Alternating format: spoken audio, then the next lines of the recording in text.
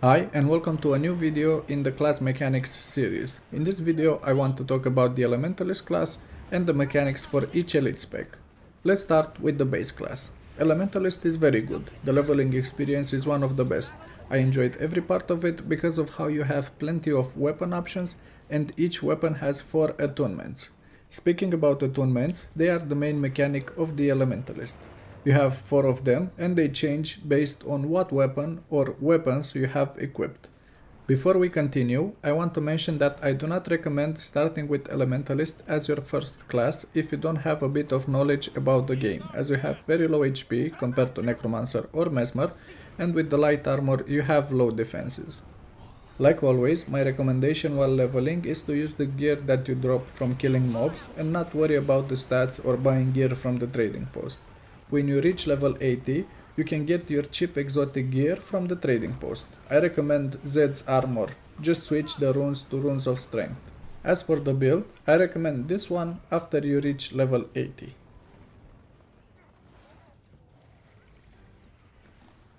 Let's check out the first elite spec for Elementalist, Tempest.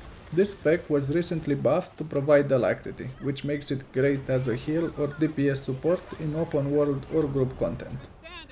The new mechanic for this elite spec compared to the base class is that your attunements can be overloaded to provide increased damage or boons depending on your build. This also means that the cooldown after an overload will be longer when trying to switch back to that element. The build that I use for this class is on the screen. I recommend the condition damage build because of the higher survivability as you take the earth trait line, which also means your signet maintain their passive effects even after you use them. I have used this build and it feels very good. Even though it is a condition damage build, the burst can be very high.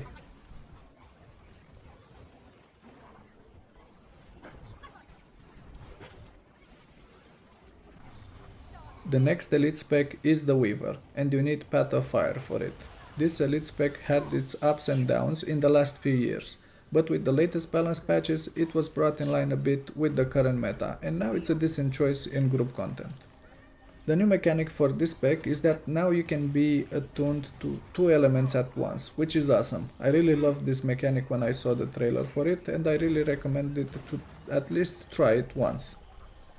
The way this works is that when you switch to an attunement, the previous one will be used for the 4 and 5 skills, and the new one for 1 and 2, while 3 becomes a combination of the new and previous element. If you switch twice to the same element, then you will have your full skill bar as that element without the combination skill.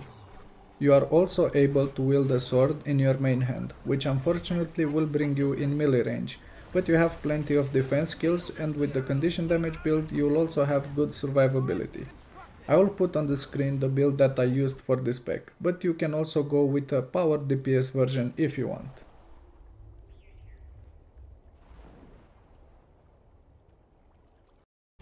And the latest elite spec, Catalyst, which was released with End of Dragons. This spec was buffed and nerfed so many times since it launched that I don't know where it will be in a half a year or so. But speaking about the current patch, the spec is in a good place with 2 roles, DPS and support DPS in group content or open world.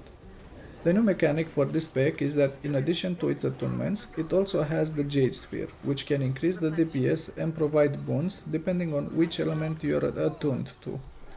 I recommend the power DPS build for it, as it is very straightforward and it has better defenses compared to the power variants of Tempest and Weaver. Also, if you use the hammer, you can attack from range too. In conclusion, Elementalist is very good in the current meta. We don't know how this will change in the near future, as most often this is the class that gets nerfed.